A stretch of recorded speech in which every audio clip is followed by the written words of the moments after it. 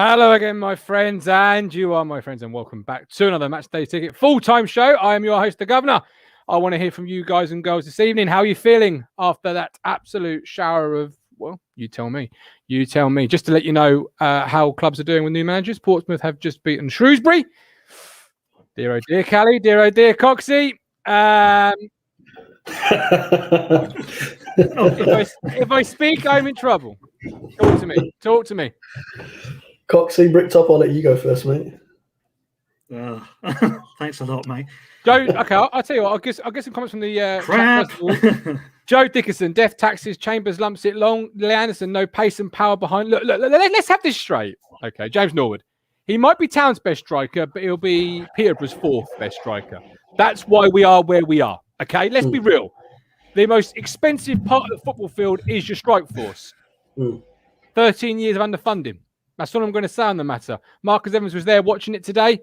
I hope the next step he does is sign some papers that say he no longer owns this football club, because we're not going to be stepping forward anywhere near a championship pitch while he's in charge. I'm just going to say it now. Did Coxie disagree with me there? No, definitely not. No, the 13 years tell the tale, don't they? Underfunding, just stagnation, then going into backwards. We are what we are. We're a mid-table League One side. We've got nothing up front. And today, Clark Harris. How many did he get for Peterborough? Well, I'll find out. While at least he's got at least a hat trick. We were linked with him, but linked is that's as far as it goes with Ipswich Town. Yeah. Clark Harris with 3, Sammy's Gamodics with 2. Yeah. Look, there's just so much better teams out there than us. So many more attractive teams, faster teams, hungrier teams. What we're talking about Ipswich. You're talking about Peterborough, who were right up there, yeah, and Peterborough and Hull are probably the form teams. I think they're both of them pretty set to go up. Sunderland maybe outside chance, but let's look at some, because we're 11th now. Let's look at some of the teams above us. So Lincoln, okay, they've had a good season. Blackpool are 6th. Oxford are up there. Gillingham are above us. Yeah. We're 11th. Blackpool, they came from nowhere. Well, we played them. We beat them. We were not great, but we were saying how crap they were. And they've got things together, and now they're above us. They're in form. How we managed to take 6 points off Blackpool this season, I'll never know. No. Well, they were early part of the season. They weren't a side that were firing all cylinders, were they? Let's bring in Stuart first. Stuart, tell us how you're feeling after today's 0-0 draw. Wish I didn't watch it.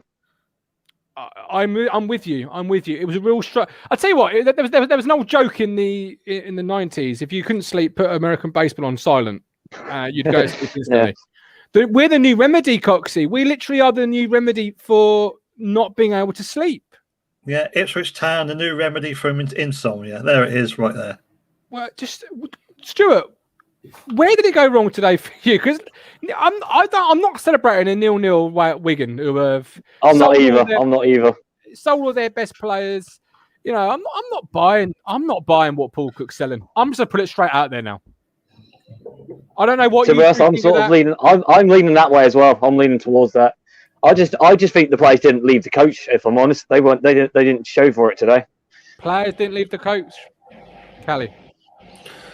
Some of them didn't. I thought defensively we were good. I thought we set up quite well defensively. Chambers did give me a bit of palpitations towards the end.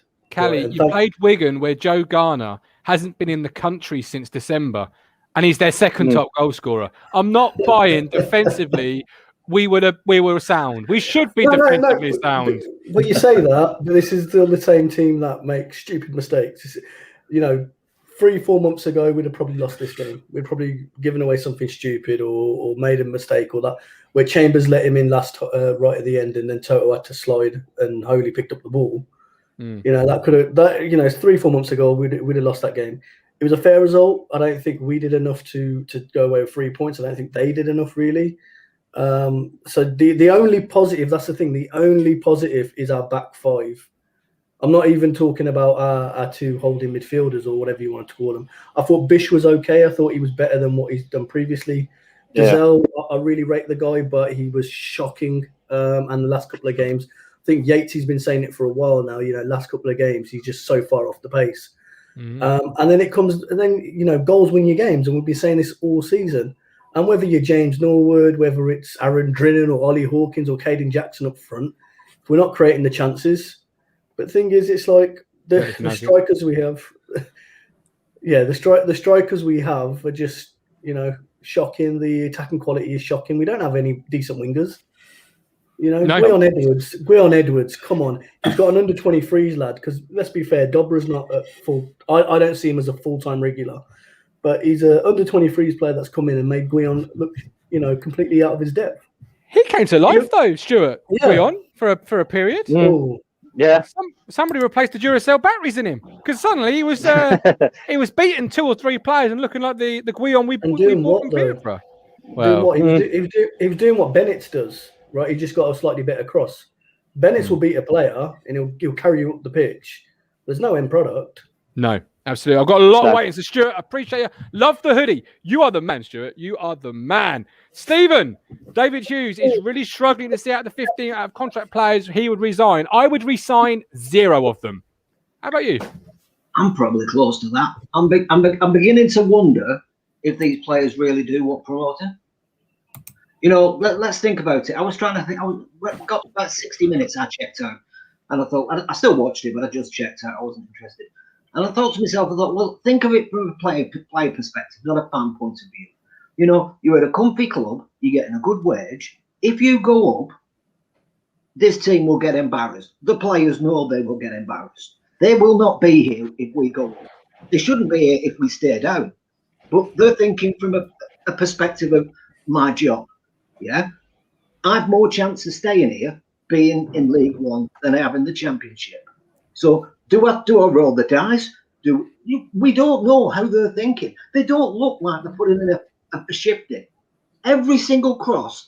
It's just not good enough. It's just not good enough. I agree. Maybe they're not. But the top and bottom of it is they have been. They played well before. So why are they not playing well now? I don't think Norwood's our main man. I think we can do better. If I speak, I'm in trouble. If I say anything about a manager, I'm in trouble.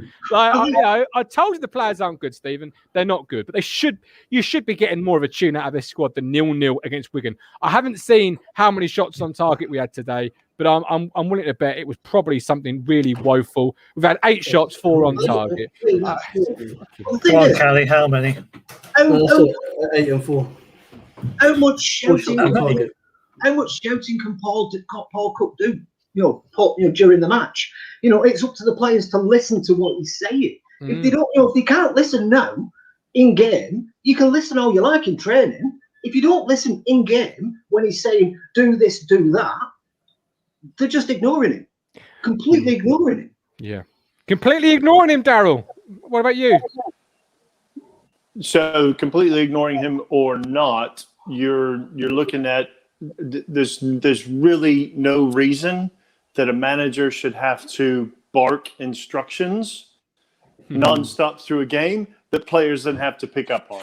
So here's a group of good pros of everything that's said about these players that are out there. They just cannot play the game. This team performed early in the season with Drinan up top, bringing the wingers in. Okay, it was a completely different system at that point in the sense of how it was run. You can think what you want of Drinan, but the fact was he fit that system very well. Now you have Cook, and there's really nothing you can say about Cook yet. Obviously, we've lived through years with Evans of changes happening. Lambert came in and he was basically in a season where he came in November, he was given absolutely, relegation was fine. From day one, there was not a problem if Town got relegated, okay? And there's been nothing to show since then that Evans is pushing to get this club into the Championship. Absolutely nothing. And the problem stands. Cook has come in. Compare him now, okay, with this squad who should be capable of winning in this league, should be capable of winning some of the games that we've lost, some of the games that we've drawn, 1 win, 2 losses, 3 draws. Okay. Compare him to the other managers that have come into the league. All right. Yeah, you're right. No, you're right. Yeah, So preach it. Here's that comment. No, I mean, he's in that sense, he's done nothing. No, he hasn't. I mean, Danny Cowley is leading Portsmouth to the playoffs a week after I spoke with Freddie from Portsmouth. Go on. My bald man needed some hair, so he's got some hair now. I was just thinking one thing. I was thinking, like, you just said that we should be winning these games. Theoretically, we should. The players aren't kept. End of. The top and bottom, we can all dance around saying all that. I thought Dobby did when he came. He was an improvement on Edwards, to be honest. He was busy, he was active, he was running around. The top and bottom, that's all it was. It was huff and puff, but there was no end product. And that's not good enough. You can't win games without end product. And there's no end product from anyone. So I don't see why anyone should be. The ice cream man's there, Steve. The ice cream man is here. I want to pick up what Daryl said, and that's quite an interesting point. And he's spot on there. It's about maybe the system suits someone like Drinnan better than. But why is that? Why? I always thought Drinnan and Norwood were very similar players. They both kind of they'll run for 90 minutes or whatever. So why do we Norwood is always out of position. Always. The most common phrase is he's not getting the service, but he's always out of position. And granted, let's look at the last 10, 12 games, our wingers cross the ball to the other wing. They don't cross it into the box.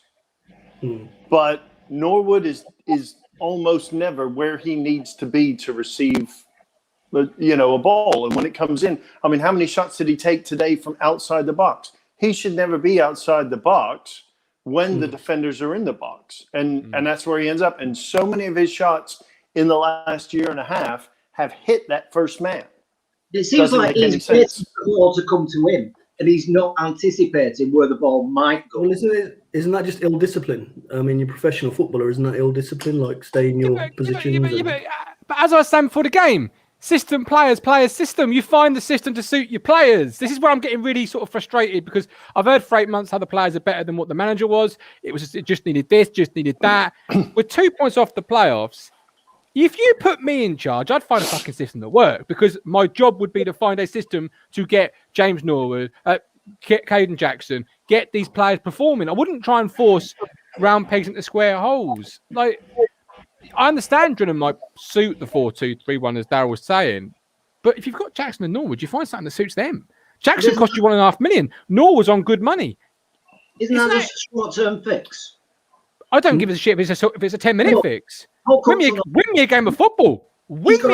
Jackson didn't cost Cook anything, and Jackson, for all his pace, has never run onto a ball and done anything with it. The only time he's looked successful is when that ball was flipped over the top and he chipped it in. Aside from that, I mean, that's all everybody talks about is get Jackson on the shoulder and his pace will ruin these League One centre halves. It's never happened. Never. He always runs to the corner, to the edge of the box. See, that's a fair point. Rob Davies, Lambert found a system that worked. That's incorrect because he did. Because for a good few months, we were sitting top of the table, all dropping anchor, and HMS pissed the league, having cocktails on the beach. We were. He did. I would question, did he have a lucky run with injuries? Probably not. Jackson, Norwood, both of them being fit at the same time didn't help. KVY out for 17 months didn't help. Like, there's a lot of things coming right for Ipswich Town at the moment, but we're just struggling to find something that fits. Like, where's Alan Judge fit in this? Because what is Alan Judge and how does he fit in this? I think he's had his little form moment. I mean, we've all been critical of Judge. I think every person in this chat's been critical of Judge since this season. And I think since the turn of the year, the calendar year, he did okay. I find when he's more of a kind of an 8 or a 10, he's better suited than being out on the wing. But even today, he was sitting as a 10, wasn't he? And he did nothing. This is meant to be his main position. He's meant to be able to unlock defences and do all that. And he needs to. I know he's got shit going on. He had all that stuff in his personal life, but he's not a first teamer. He's Yeah, equivalent yeah. 18. But last question to Stephen before I bring in a Barnsley fan for a bit of perspective on it. Stephen, if you are looking for next year, like everyone says Paul Cook is, where does Alan Judge fit in that? He doesn't. So why is he playing? Because What are we doing? Are we dipping one toe in next year and one toe in this year? Like, what are we doing? You know, people are saying, why is Kenlock not playing? Well, maybe Paul Cook doesn't want Kenlock. Maybe he's already identified he wants a left back and Kenlock doesn't fit. So he's playing Ward, his most experienced player. You know, Judge, he might want another player in number 10, maybe Nolan. I don't know. Maybe next season he's got an idea of who he wants to play in number 10. He hasn't actually got one that he thinks will play that role. Judge is the most experienced player, so he plays him there. We don't know how he's thinking about what this team's going to look like next year. Norwood might be the number 9. Doesn't mean he's going to be the number 9 next year. You know, he might be a bench option next year.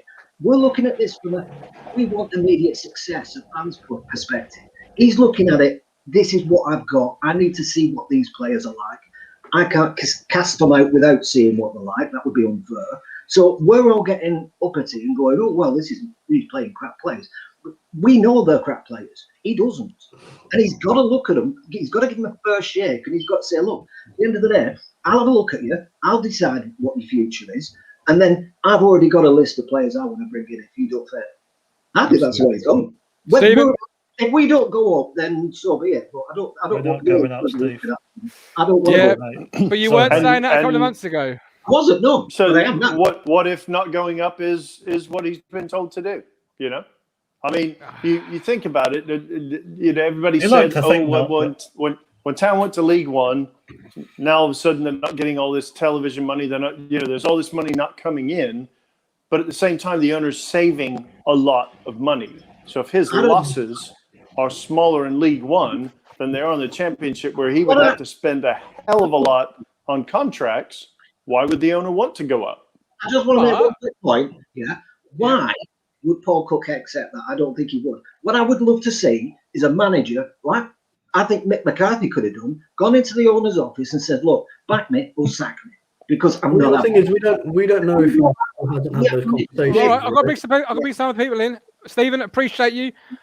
Cheers, the thing is, before being the Barnsley fan in, Cook kind of made this rod for his own back because his very first interview, he muttered the immortal words of promotion. He gave you the expectancy. He gave you the objective.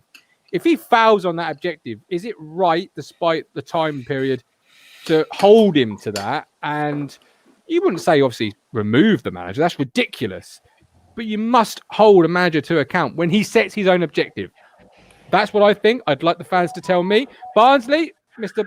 Barnsley fan, what is your view of the club from the outside in? Well, it looked like you were tired in that second half. It really looked like you were lagging.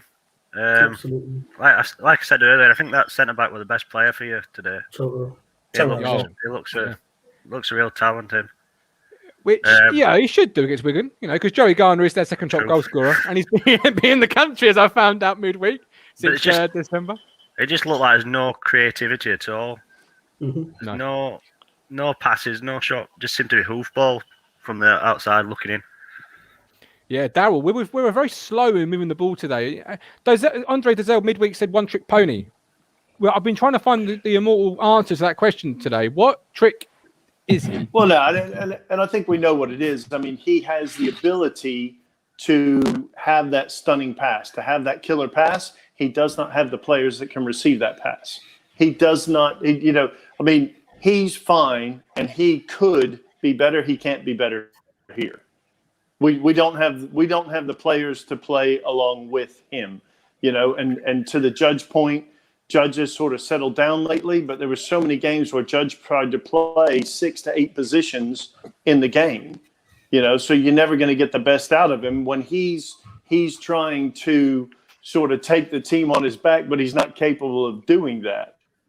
So, you know, I mean, Dazelle, one trick pony, whatever, that's probably the one trick they're talking about is that killer pass, but we don't have the players here to get that killer pass off him. So it looks like a horrible pass when he makes it because there's nobody there. They weren't anticipating it. They weren't moving to get there, and they were never going to get there in the first place because the pace that's necessary, we only have 70% of that pace on our team.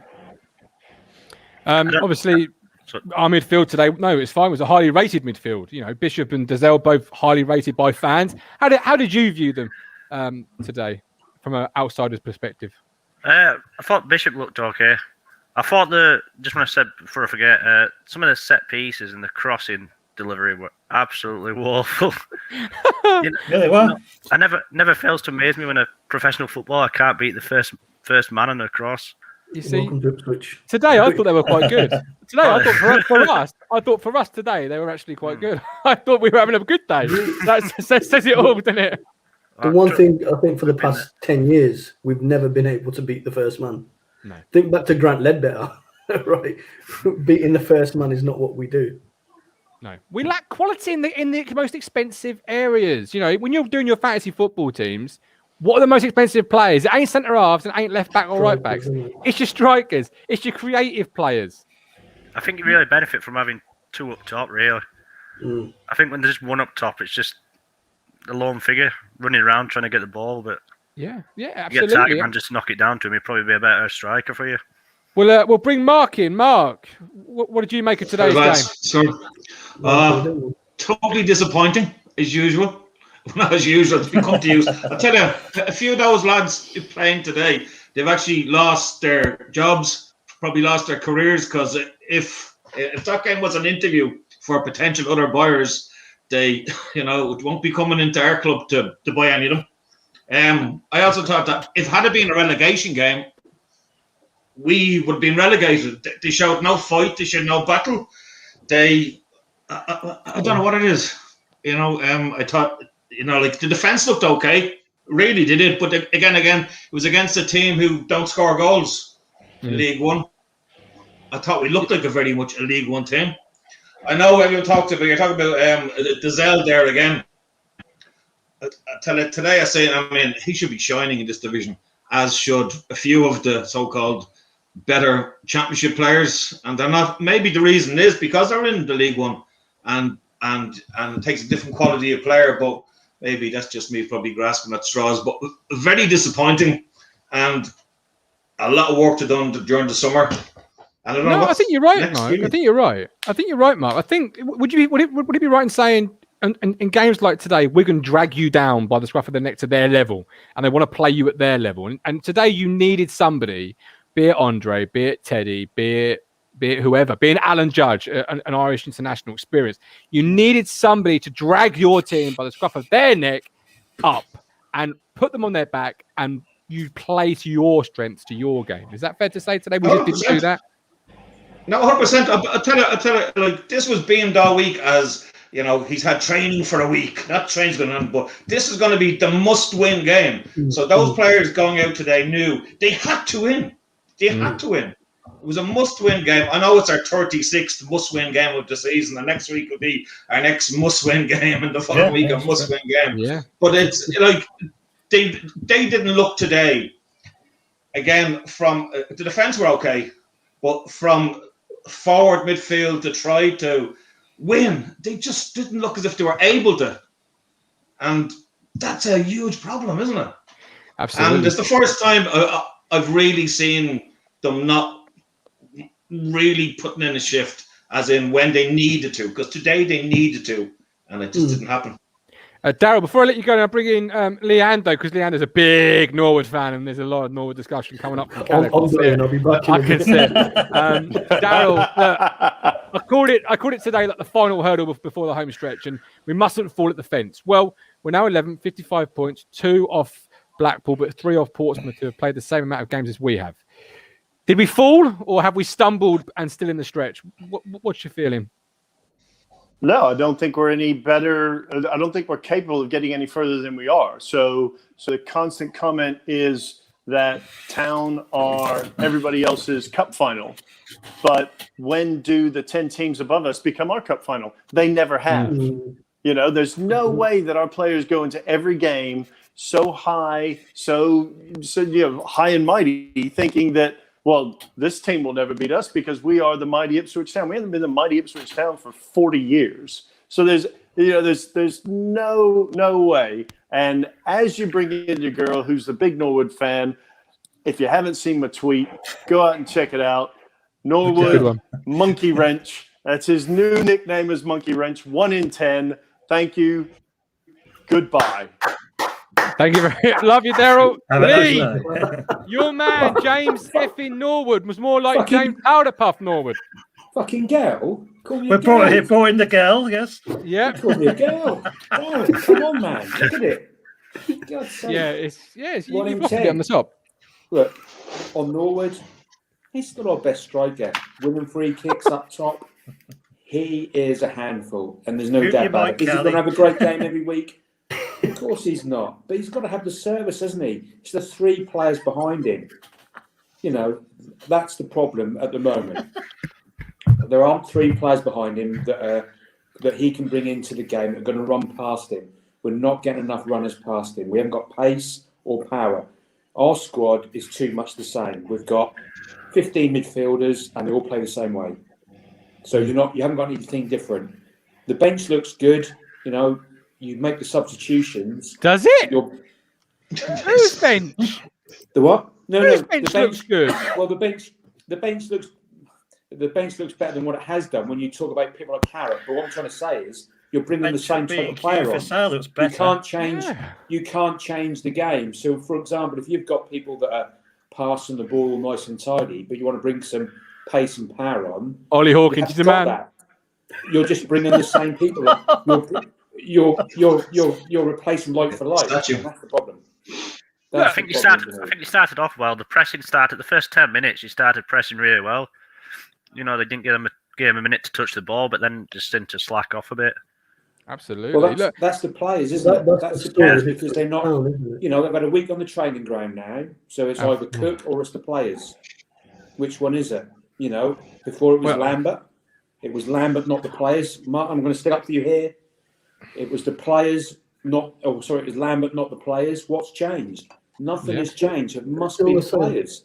It's still the same players. So it's not the players. It's got to be Lambert. Everyone should make their minds up. You know, the hate campaign for Lambert. I think a lot of those people are starting to look back there and thinking, you know, was he that bad? Was he that bad? No. Lambert. I'm going to put that up quickly. Lambert had to go. Yeah, no. Listen, Lambert had to go. Forget. I'm just going to talk about being a man and having a bit of like, just having the proper qualities about you. When the manager's coming out and chatting shit all the time to us fans, and we can see what's going on the pitch, right? That's not a manager that you think, okay, he's here for the long term. That's not someone who you think cares about Ipswich Town or whatever. Unless he's getting you the results on the pitch, you give that a blow. You say, okay, fair enough. You chat a lot of shit, Paul Lambert, but you're getting us 3 points. When you can't do either, then it's like you need to piss off. So now Cook's come in, and okay, the results haven't gone his way for whatever reason. Because let's be fair, it's still the same set of players that got us at the top of the table at the beginning of the season. Yeah, still the same players under Matt Gill that got us a few wins as well. Yeah. Okay, fine. Yeah. So there's something there, and whether I think Yatesy put it in the chat earlier, saying maybe Paul Lambert needs his assistant from Wigan, that Wigan manager Lem or whatever his name is. But the players is still the same players. So I think then now it is something wrong with the way they're being coached, the tactics. 4-2-3-1 this season has been like we must play this formation. We must play this. I'm convinced it's coming from Marcus or whoever or whatever it is, because there's no way that a manager in their right mind, when you need results, you try anything, right? And Lambert maybe towards the end he tried a bit of a 4-4-2 or whatever, but we're not playing 2 up top, which is our strengths, which everyone. Sorry, I've forgotten the chap's name, the Barnsley guy. Even he's come on here. He's not an Ipswich fan and saying actually you need 2 up front. Stevie Wonder can see we need 2 up front, but Marcus Evans is like, nah. We'll. So I don't know. Do you really think that Marcus Evans has that power to demand how he doesn't? Unfortunately, he doesn't. When you're the owner, it's your club, mate. You don't know, or none of us know for certain. But there is a consistency here, which is whatever the manager is, the formation is the same. Now, managers have their own formations, their own styles. You know, you look at Manchester United since Sir Alex Ferguson; they've had different managers, different formations. We have been dead set on the same formation for the last 12 months. The one consistency is Marcus Evans. Mm-hmm. And I could be 2+2=5. I could be completely wrong. Yeah, but that's not football. But that's not. Sorry, Mark. Go on. I was going to say, like, we all watched infamous YouTube video now, and he says he wants to go down a different route and play a different style of football. At one stage, he said he wants us to be like Millwall, and I'm thinking, I've never seen Millwall playing only one up front. You know what I mean? Maybe he meant the fans. It was in the video. He wanted to. He said, "I want us to be exactly like Millwall," and I went, "Wow, that's some ambition." You know, I mean, no offense to Millwall, but I thought, "Wow." He's done it. We played us a show. No, in recent weeks, in recent weeks, I have really discovered that he's no real interest. You know, he can't. I alluded to it last week. It can't be fun for him going along to all of the other, you know, like chairman, you know, League One outings or whatever they do. You know, there can't be any fun in that. You know, I don't know what he's doing here, to be honest with you. Hopefully, he's going to sell. Hang on, Mark. I really appreciate you, Barnsley. I really appreciate can I just say something before I go? Of course you can. Far away. Any chance you getting Thomas a run out so we can get his value up a bit? Yeah, no, he's probably straight. Any chance you can take him back now? Take him back. Take care, guys. Thank you so much. Thank you. I will bring in 2 people in just a second. There is over 200 people watching this show live. I thank you ever so much for watching us every single week. But as always, if you can, do support us on Ko-Fi. If you will give £1, that would cover my monthly cost and give my wife £2 to spend at Tesco's. So she'd be very happy. Up next is Callie. Callie, you're getting challenged, Callie. Yeah, someone messaged me saying, let me challenge him live. So here he comes. What are we challenging on? I don't know. It's Lewis Gladden, who hasn't got a webcam. But we can. So keep it good, Lewis. Oh, there he is. Hey. I don't know. Lewis Gladden, who hasn't got a webcam. But we can. So keep it good, Lewis. Oh, there he is. Hello, mate. You all right? Yeah, take me off the. Mute me. That's it. There you go. Very well. You want to challenge Caddy live on the air. Here you go. You two. Go at it. Oh, no, I feel about that. Let's go. Can you hear me? We can. Can you hear us? Lewis, I'll bring you back in a second. I'll bring Yatesy in first. I'll challenge Callie. Does that mean I won 1-0? No, Lewis, get ready. Get ready. Curtis, you were calling Cookie in the chat for chatting shit. What are your thoughts on that? Well, I think I might have to have a go at challenging Cal a bit on this at the moment, because you challenge me every day, bro. I mean, we talk about how Lambert had to go because he was chatting shit. I mean, is Cook not chatting shit to us after every game so far? He's saying here that we've got these flair players. What fucking flair have we got? Like fucking hell. I can't even see a fucking spark. Never mind a flare.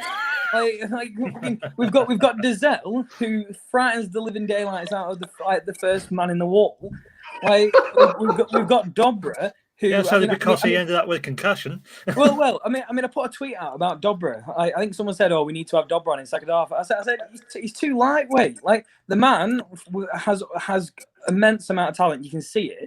But I'm not being funny. He nearly did his collarbone it. Yeah, because he got absolutely wrestled to the ground. It's Cook chatting as much shit to us as Lambert is. We can't play 4-2-3-1. We cannot do it. And I don't care about this whole we're looking towards next season. Why are we looking towards next season? None of these players are going to be here next season. None of them are, because none of them are good enough. So what's the point in trying to drill a system into these players now when none of them are going to be here? Preach it. Exactly, mate. It's not a pre-season. We're 10 games in, aren't we? We're trying 10 games from the end of the season. We're trying to win. It's not a pre-season. You've got to pick your best players, haven't you? Exactly. What? Liam Richardson. I also put a comment in. I mean, for all the success Lambert had, he had Culverhouse as his assistant. I mean, now we don't even. He doesn't even have a registered number 2 at the club. He has Gary Roberts, who's, let's face it, untried and tested in his coaching role. We have Dyer, who's he's tested in under 23, not any further, and we have Matt Gill, who possibly took over those teams for the last few games. He's not got his number 2. So, yes, I mean, is Liam Richardson the magic behind Cook? We don't know. Yes, and we'll find out next season, I suppose. Well, if he comes, Yeah, but then- if he comes. When I spoke to Barry, just to quickly put the point in, because when I spoke to Barry, he was saying you would always see Liam in Cook's ear, and then a sub would happen or a tactical switch, or so Barry was kind of insinuating that Liam was the Culverhouse to the Lambert, so classic Town this. But so just to follow on Curtis's point, Lee, I love you as always, but Lewis is ready, so appreciate you, Lewis. Hi, Leanne. Are you ready?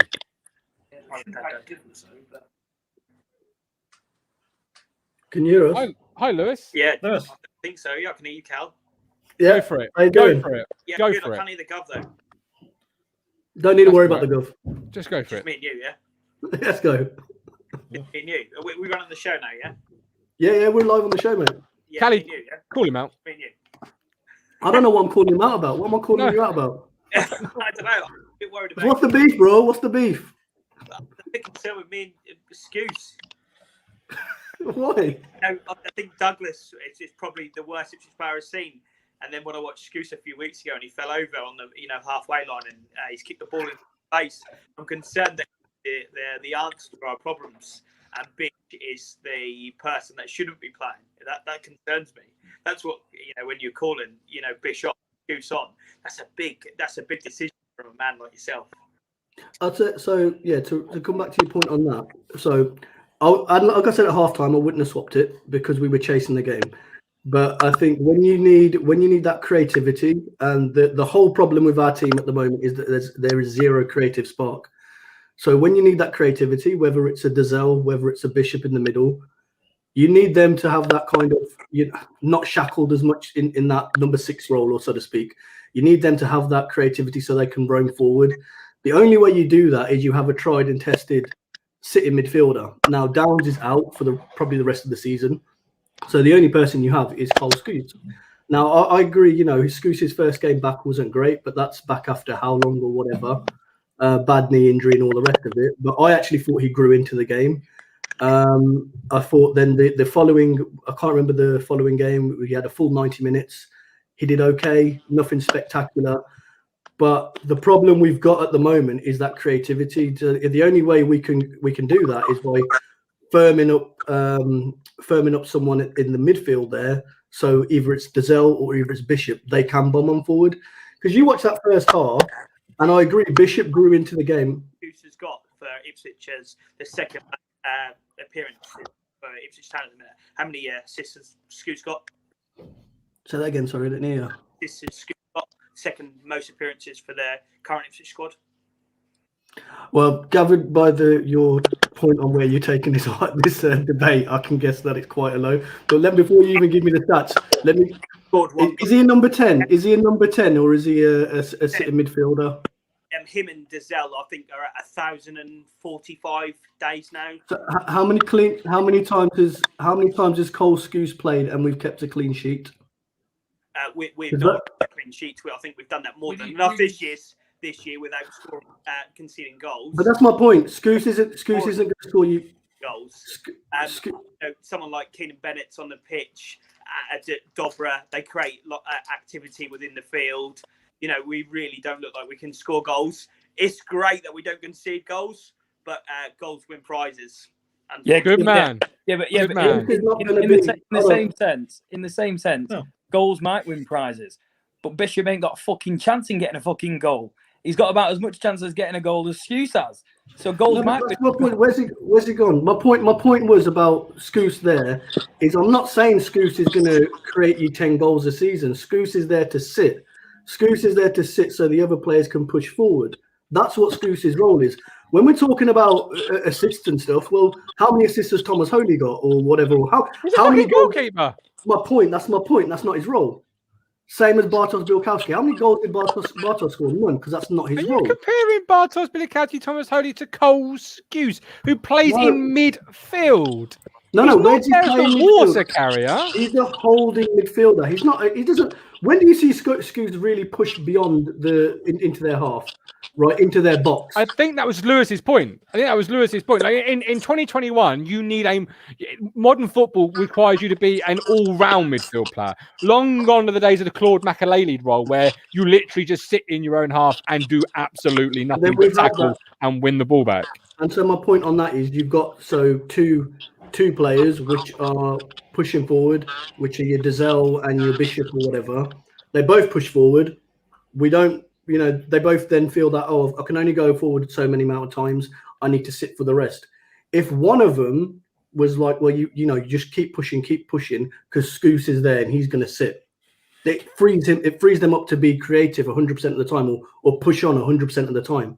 At the moment, you ain't got that. Dazelle spends more time as a third centre back sometimes, and this is meant to be the guy that's going to unlock defences. Well, his killer ball from the edge of our area, all that's going to do is get us to the halfway line or to the wing. Right. Let's move it on from Cole Skew because he's not important. He's not going to be here next year, hopefully. 2035 ITFC League One. What do you make of today's game? Yeah, just felt like I never really watched a game of football today. Like, all week you look forward to your game of football on your Saturday, look forward to Ipswich game, and get to like the 20th minute, the 30th minute, you think, okay, we'll get to half time, come out in the second half, and Paul Cook will speak to him, and we'll have a go in the second half. And you get to the 70th minute, then before you know it, you're in the 90th minute, and you think, oh, someone still might happen. It doesn't, and then the full time whistle goes, and that's Saturday, and that's your 90 minutes of football over that you look forward to, and that's kind of how I feel. And it's happened like that quite a lot recently. And it's really dull, really boring, and yeah, it's a shame. Yeah, I agree with that, Curtis. It's like going out on a night out in a nightclub. You big it up. You go home at 2 o'clock and you think, what the fuck was that? It's the life of a town fan, isn't it? It's what we've done for years. I mean, the only you get yourself packed up on a Saturday now and get let down. Whereas every week you tend to travel a few miles down at the stadium. So the only bonus is that you can get disappointed in your own house with the heating on. So it's life of a town fan. It's piss poor. I think the players are piss poor. I mean to quickly reference what Lewis said before, we can all go back and say goals with games, but let's go through the whole team. I mean, long gone are the days where we had Berra and Smith charging up for corners and whacking us in a header. And I hate to break it to you, but I mean, Chambers is the last one to score, and then Toto's not scored for how long? Wolfenden's been piss poor this season. Ken Lock, as far as I'm aware, I mean, has he scored a goal yet, or is it only one goal that he might have scored? I mean, Vincent. If we're looking at defenders to score goals, that's the problem, then, isn't it? Yeah, I mean, we could go on this whole run about how Scouse is a boring player, but let's just put it into context.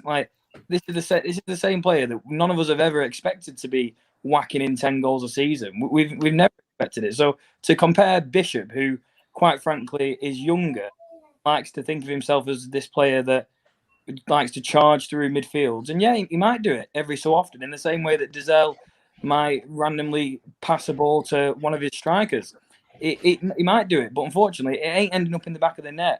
I mean, I'm not sure what we're actually expecting from this season. I mean, that game there has ended this season for me. It's proven that none of them care. Chambers at the end was reckless, absolutely reckless, to the point where, I mean, I had the Wigan comment. Conceded. Well, and I'm thinking he give up. He's being reckless, and I'm thinking, what's the point? If they're giving up, why should we continue? And the reason why we continue is because it's our club. But these players who, I mean, Chambers supposedly bleeds blue. He doesn't know what it's like to bleed blue. This whole legend status that he has, he's a shambles. He's a shambles. The only reason why he has ever had a consistent run in this side is because we have never had anyone better or anyone who is more of captain material to take over from him. That's the only reason why. That is the only reason why. I remember when we had Kevin Foley. I remember when we had him. Even he came in. He was better than that bastard. Mick Foley will do a better job. Yeah, certainly. Yeah, he would be reckless. The only reason why is I can imagine he is the nicest man off the field, the nicest, most genuine guy. Seems like the greatest person you could go for a beer with. But we have, let's face it, up until Vincent Young, we never really had a registered right back. No. We never really had a registered right back. We've always been sorted out in centre back, but we've never really had a registered right back. We've been lucky in terms of left backs, Mings, Cresswell, even your Knudsen at points, and even Kenlock when he had his little run in the side this season. But Chambers has always been lucky to secure that right back role, and now we've got Vincent Young, which hopefully, obviously today I think was a planned substitution, but we've now got Vincent Young coming back, and I cannot wait until this shower of shit, all of it, comes out of our club, because it needs to be stripped from top to bottom. I know people say, well, we'll need to hang on to some of these players. We don't need to hang on to any one of these players at all. But who do we get in? Because the only problem that's is... not our job. That's not our job. No, it's not our job. I agree there, but like, we're all Ipswich fans, right? So let's be fair. The reality is Marcus Evans is the owner until some, and you know, a lot of us are split on whether the buyout takeover is happening. I still think the takeover will happen, but let's say hypothetically it does not happen, and we are still got Marcus Evans as the owner going into a League One season next year. We're going to get rid of all these players that we're talking about. The same recruitment that was under that Paul Lambert had is still going to be there in terms of funds and everything. So you're going to replace, and you know, your Chambers, your Scouse, your Bishops, whoever, with 11 Drinnans and 11 Ollie Hawkins. It ain't going to be good enough. We will slide further down. Well, it's like this whole, like, I mean, some players, like, they argue that, well, Ipswich, it's more of a geographical issue because they're not close to anyone. I hate to break it to you, but Joe Garner supposedly left so he could be more northern and closer to his family. He's now scored 7 in 9 for Apoel in Greece. I hate to break it to you, Joe. I think Wigan's a bit closer to home than Apoel. But it's nicer weather, isn't it? Let's be honest. You got some raki, you got some lovely food, great weather. But there's clearly something deeply ingrained into this club. Now, whatever that is, but these players, they always come out after they've left Ipswich. Like I saw Adam Webster. Just want to inject because KVY apparently has got hamstring issues. That's why he came off. So there we go. 2035, just to bring you in, because your line's not very good. So I want you to have your stand. Obviously, I'll take you out. But we're only 2 points outside the playoffs. Curtis says this game killed his hope. Where are you on it, 2035? I don't think we'll make it. No, I think we'll finish about 7th or 8th. I think we might pick up a couple of results towards the end of the year, and then typical Ipswich fashion, we'll all get excited for next year, and it'll probably go away. But no, 7th or 8th, something like that. Miss out by a couple of places, but 3 or 4 points. But in reality, I don't think we'll really get close. So yeah, I can't see us getting the playoffs. Neither we do. We got the worst record. I think Ipswich and Sheffield United got the worst record in the playoffs, haven't they? Yeah, and where are you on this 15 players that contract debate? I'm with keep none of them and then sell more or release more. Where are you? Because Curtis, obviously, I think agrees with me a little bit there. Where are you? I'm probably unpopular opinion. I still think as a player in Giselle and Bishop, and if I look at my own self as a player, I play at a decent sort of level in Norwich. When I play centre mid, in a role to Giselle, when I'm playing in a side that's decent, I want to get the ball off my centre half. So I want to get the ball, and every time there's a player at my ass, give me the ball, give it to me, because I'll get the ball and I'll do something with it. When I'm playing in a side that's poor, I don't want the ball. I'm happy to let the ball go past me. I don't want really the ball. I'll do the defensive side. And I feel that's how Giselle and Bishop kind of are. They're just not confident enough. And the 3 players in front, especially your likes of Sears, Gwyn Edwards, and Judge, they just offer you absolutely nothing. How Freddie Sears is still getting in his stands, to be honest. He had a decent season on Mick McCarthy, but what the fuck has the bloke done since then? So, yeah, I think there's so much still wrong side. And Paul Cook wants to play front foot attacking football. All the exciting stuff, probably maybe similar to Joe Royal. Have Ipswich even kicked off today? I don't know. I ain't seen anything that happened today. No, we were absolute trash. Thank you so much. Appreciate you as always. Curtis, appreciate you as always as well. Look after yourself. Josh, we'll finish off with yourself. Where are you after today's 0-0? Is it over for you? Is the playoffs now just not even worth talking about anymore? It's mid-table mediocrity. Get the sandals out. We're on the beach already. Yeah, we're not getting playoffs, are we? Come on. No that's it for you at all? Yeah, no way. Not after that. If we can't beat bottom teams, we ain't going to get there, are we? No. So where did it go wrong for you today? Where didn't Paul Cook deliver? Because I think you're one of many fans that were calling for a managerial change. Fair point. And it was fair to do so, I think, at times. But it's just not worked, has it? No. Everyone was saying, wait till the week training that Cook has. What's he done? Not changed nothing, has he? that week's training's not changed a single thing about this squad. Not one. Still no ambition, no bite, no fight, nothing. Callie, you were saying earlier you're not sure what's changed, or somebody was saying, I think it might be Mark maybe. Yeah. I tell you what, is it not a partnership, Coxie, between players and manager? Manager should be putting the players in their best position to succeed, and then the player has to reward that manager's faith by succeeding. Is that happening at Portman Road at the moment? No, definitely not. You know, it's square pegs and round holes again. You know, we're how many games has Cook had? It's 5, 6 now. 4 points from 5 or 6. Yeah, you can see by the comments on. You can see by the comments coming. Some fans are already questioning Cook. 6 games. I ain't going to question Cook, right? No, I ain't going to question yet. No, I will. I will. Right, listen, I will. When will you? That's fine. But I think there's something that still needs to happen. He's had his first week on the training field. He needs to build from there. He said from the off as well, which we all know, it's our goal scoring, it's our creativity. There's zero. So if I'm Paul Cook, I'm bringing them all into training tomorrow, and we're doing some creativity. We're doing some shooting practices. We're doing everything. The defensive side of it, we're okay. Forget that, right? It's creating chances. It's scoring goals. We're all but maybe it's just me that doesn't like Norwood, but everyone else seems to be on Norwood's. I was about to say something else. Everyone else, like James Norwood, and yeah, he scores goals. But when you're relying on one person who plays 20 games, if that, a season, that's trouble. You know, you're asking for trouble. I tell you why I'm there, Kelly, right? Because if you look at the run of games he's had, you've had Gillingham, Lincoln, Plymouth, Fleetwood, Portsmouth, and then today Wigan. We've huffed and puffed against Wigan, who I keep saying it. Joe Garner's their second top goal scorer. He ain't been in the country since December. Gillingham, we got absolutely blown away by him. I'm not going to have it was close, because it was never really close. Even at 1-1, it was still one side and one side. And that's Steve Evans' Gillingham, by the way, folks. Steve bloody Evans. Fleetwood, we were never in the game. Plymouth, yeah, we beat Plymouth. That's a good result. Lincoln had 4 or 5 key players missing. I'll still take a point against Lincoln. That's not a bad result. But it's more the fact when we've not played well, we've just not played at all. Like Fleetwood, same as today. The difference was Fleetwood were better than Wigan in the sense they could finish their dinner. Like, it's right to question, is a manager putting his tools in the right level? You know, Sid's a bricklayer.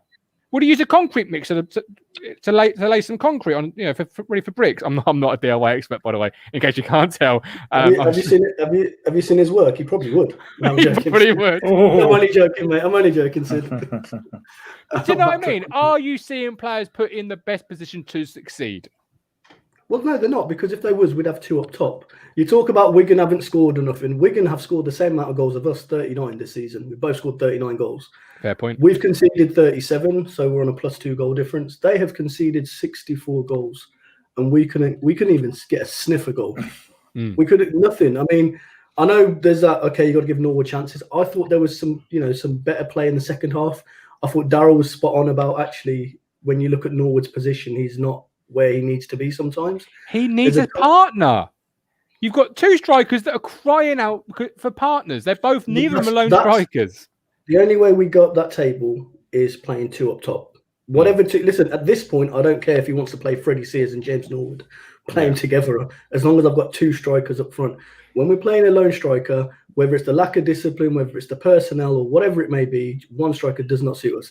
In fact, the only person I'd probably say that 1 striker would really suit us, and that's really, well, the other one is Hawkins. If you've got the right wingers, we need to get the ball in the box first. And we haven't got the right wingers. We've got Bennett who does the good stuff, gets past, and then sticks across out for throwing on the far side. See, I'm hurting Coxie, because for a long time. We all are, mate. But for a long time, I've defended Lambert, and I was sort of thrown under the bus and called this, that, and the other, and these players are better than what Lambert can get out of them, and I was saying he's actually achieving what this squad could achieve. So when Cook came in, who was wanted by many people, he was the chosen one by many. I was really excited, and I almost bought it that maybe these players were better than what Lambert could get out of them. So to be where we are now after the running we've had with Cook, that's why I'm where I am, because I do think they're better than 11th. I do. Generally, Well, I always, be, yeah. I always thought they were a top 7 side. Never 11th. 11th. There's 10 better teams than us. I thought we were top 6. I thought we were top 6 team. I thought, you know, we are there or thereabouts. We've got a good enough team, but it's the creativity up front, and that's what is killing us. Goals win you games, and you know, I can't. Who scored less goals than us? Every fucker scored less goals than us. I'm going down the table, and it doesn't get to till you get to Northampton on 20th position that someone's got less goals than us. Yeah, Josh, Marcus Evans at the game today. If you could have a prawn sandwich and a cup of tea with Marcus right now, what would you say to Marcus Evans? Leave my club. But why, Josh? I pay the bills. Yeah, but there's no investment there, is there? He's the reason we have Forkins and Drennan in the first place, I think. Think about it. Yeah. And if he stays, we're going to have 11 of those each week next year. Well, let's ask the question. If tomorrow, you know, the government turned around and said, you know what, all the fans can go back, maximum capacity, no problem, blah, blah, blah. Who would actually go back? Apart from, you know, Captain Merchandise Crunch. Of course, right? Apart from Cruncher going there. Person the queue. Who else would want to go back and watch that shit? Not me. I ain't travelling 2.5 hours down to Ipswich to watch that shit. No chance. I probably would because I'm hookable. I'd go back, but I'd go to Yeah, support so my would team. I wouldn't go to put money in Evan's pocket. I'd go to support my team. Well, you are putting money in Evan's pockets when you pay for the ticket, when you pay for the beer, when you pay for the lukewarm Portman pie. You know, when you pay for all that shit. Lukewarm. That's an. Well, there you go.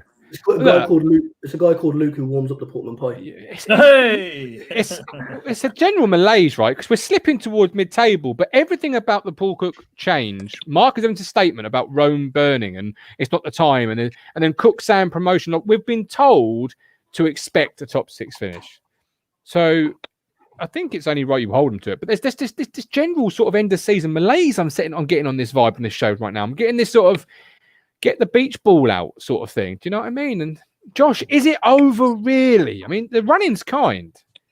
I mean, no. I mean, mathematically, it's not over, is it? We're still 2 points off. But in my opinion, I personally think it is over. But it's not over mathematically. So we'd have to wait and see. Who was your man of the match today? It's got to be Toto. The only one that actually looked decent to me. Says it all. Did his job, didn't he? Says it all, doesn't it? It really says it all. Andy Gray, the fact that our club isn't what we want it to be makes a superb show all the more important. I know it's been on behalf of me. Thank you for bringing us together. Absolutely no problem. It's my pleasure. It really is. Lee Bayliss, I've been telling him some home truths. Why and what is going on? The problems lie with the owner and the crap players we have. Louis Sharp, this is the problem, Kelly. As a fan base, we're weak. You can't merit the owner and keep filling his pockets. Doesn't work. Only thing I understand is money. Hit his pockets hard. Ben Moore. Give me 11 cardboard cutouts against Rovers on Friday and they would do a better job. I can't disagree. My cardboard cutout somewhere in Portman Road. Take him. I can't disagree. You got one. You got one. Hang on, Mister. Don't put money in Marcus's pocket. Yeah. Hang on. Practice what you Are you watching Richard Moss? Look, listen, he's got a cardboard cutout. You haven't, have you, Rich? let me just clarify that. Beginning of the season, I was fully behind the team. We can do this, right? I will, you know. Absolutely, let's back the team for whatever it was, like 15 quid or whatever. I thought, fucking hell, great, put that in there, right? So I bought my little cardboard cutout. Still want to go pick it up or whatever. Fucking maybe start it next week against Bristol. But no, yeah, I was fully behind the team. As shit started going sour and Evan started ignoring us, then it's like, nah, you need to go. Cruncher, Callie, you shithouse. Right, a few comments from Marcus Evans. I'm going to throw these at you individually, and I want you to respond as if you're in the room with Paul Cook. Sorry, with Paul Cook. Sorry, I've got Evans out on the brain. Callie, Cook, never seen a team like this. We wait for someone else to step up and do something. What are your thoughts on that? Well, no shit, Sherlock. Like, you've been training them for the past couple of weeks, and thing is, Paul Cook's seen us play before he took the job.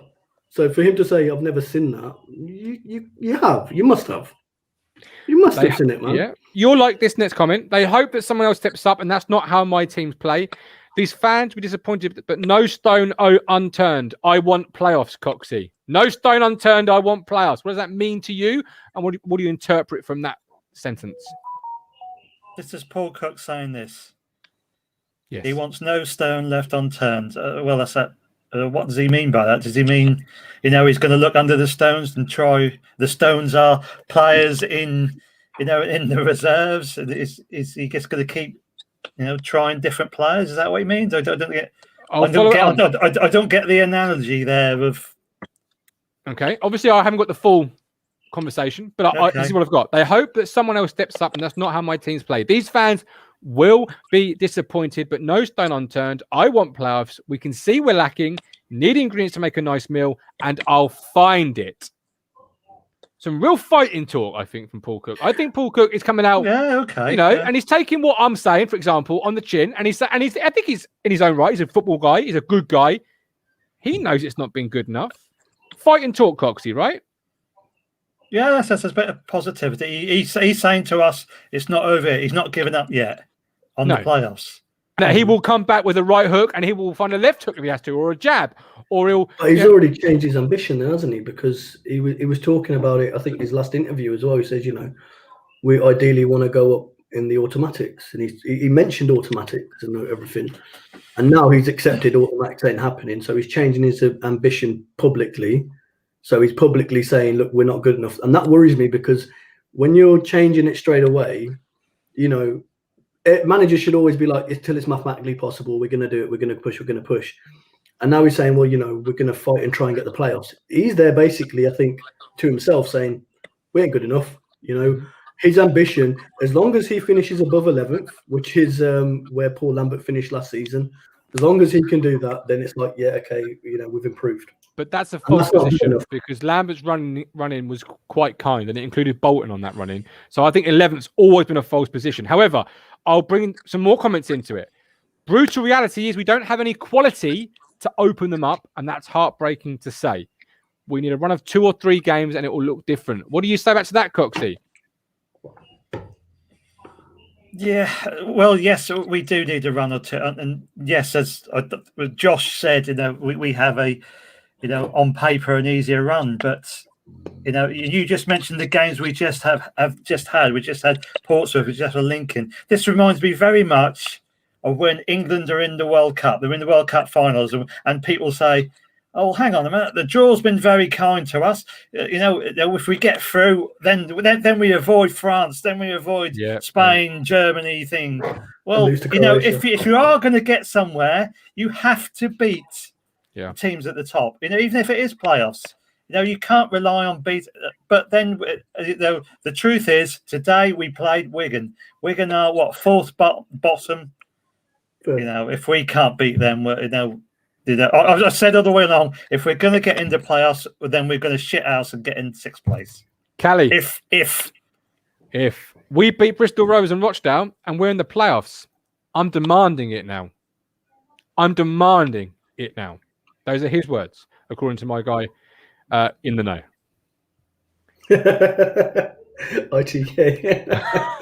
ITK Martin. What do you say to that? Beat Rovers, beat Rochdale, we're in the playoffs, or the season's got to continue on from that point, but he's demanding it. That, for me, is the key bit there. And Josh, I'll bring you after Callie after this answer. I'm demanding it now. So what, were you just asking politely before? Like, you're the fucking manager, mate. What were you doing? Excuse me, chaps, would you mind playing better? Excuse me, lad. Could you just don't mind try and score a goal or something, lad? That'd be boss, mate. You don't mind get a bit of creativity going there, lads. Listen, Bricktop would not have that. No. Bricktop would not have that shit. We've got stop me again. You stop me again, mate. Right? Bricktop would have had Errol on there, drip drawing the whole bloody lot of them. We've got as much creativity as an old series of Brookside, mate. All right, that's what we're at. That's where we're at. Josh, what do you say to that? He's demanding it, Josh. He's demanding it, Josh. Demanding it. Well, I agree with Callie. You should be as a manager. That's his job to demand players to play well, is it not? I think we're going to beat Bristol. Sorry to interrupt. I said I think we're going to beat Bristol, but Rochdale, who are bottom, by the way, we're going to lose to because Rochdale have scored 46 goals. We can't even score as many goals as the bottom league team. At least with Acton Stanley, you lost 7-0. But who were they? Exactly. Look, listen, I think it's quite easy for a manager to say I demand it, particularly if you got, you know, if he was playing Hull and Peterborough next, I wonder if he'd be demanding anything. Don't know, but it's fighting talk. I'm excited. You know what? That gets me going. I'm not gonna lie. When a manager comes out swinging and saying he demands this and it's not good enough and we haven't got the right ingredients, I like that. That is what you want to hear. The problem is if that falls on deaf ears and we fall flat against Rovers and Rochdale and we get 4 points or 1 point or no points, where do you go from there as a manager? Like, or as fans with that manager? He's putting his neck basically out there already. Yeah. Saying, I'm demanding this. Which is not a bad thing in my mind. No, it's if not. it comes off, if it don't come off, where are you? Exactly. If you're putting your neck on the line there and you're saying, this is what I'm demanding, I'm the manager, and the players can't deliver it, then they're going to say, well, are you the right manager to manage these players? Because there's no transfer window now. So this is the squad we've got. No, he can't change anything, can he? It's Big Jacobs, isn't it? Bricktop. It's Big Jacobs. Will he have him cut off? I don't know, but it's Big Jacobs, isn't it? You know, if he stops us from walking, Will he has him cut off? Yeah. We talk about the run-ins being favourable, but like, okay, Gillingham, we should have won that game on paper. Like, if we look at these results on paper, Gillingham, we should have beat them. We got turned over. Lincoln, fair result. Plymouth, we should have turned them over, but fortunately, we had one good 45, and that got us the win. Fleetwood, we should have at least been competitive, right? We got absolutely battered. Portsmouth, again, a 40-odd minute performance, fell apart. Today, we should have won. You look at the rest, you've got Bristol, Rochdale, MK Dons, AFC Wimbledon, and we'll probably win against Charlton. And the rest will be draws and losses. I just don't see it. I don't know who's going to create the goals. Who's gonna give Norwood, you know, everyone's saying Norwood is their saviour. I'm not even listen, like I said, Scouse is there to hold. Scouse is there to hold, right? Scouse is not the crowd. He couldn't hold the rubber duck for the bath. Look, right, we're done. We're dusted. Another match day in the books. We are back tomorrow at 1:30 for Talking Town Live with Cruncher and the Media Mogul, the most controversial pair in Ipswich Town history. They are live and unfiltered. We hope to have a load of fans with us giving their say on their team. As always, you can support us on Ko-Fi. Every pound is put back into the show, and we truly Punch the merch. Coxie, how is the merch? Bloody marvellous. Right, Josh? Go on. I took it off for the walk today. It was really warm here. Beautiful. Josh? Sorry, Josh. It's comfortable and it is warm, like Coxie said. So, yeah, if you haven't got it, get it. It's brilliant. Good man. Warm like what? It's warm like Coxie said. Oh, right. Okay. Good man. Josh, I love you. I appreciate you as always. Love the bandana. I might do a Talking Town range of those. That would look marvellous. Coxie, Bricktop, as always, thank you so much, sir. King, it has been a real pleasure to spend the afternoon with you, and the washing machine in the background, of course. It is. Chris Wardman, another angry Saturday night. Not for me, Chris. I've got a beautiful, beautiful bottle of Green King IPA, and then another one, and then another one. I've got some. And then another 12. I've got some green shoes. It's all good. I bought 6. All 6 are being drunk. As always, with love, with care. See you all tomorrow at 1:30. Really go.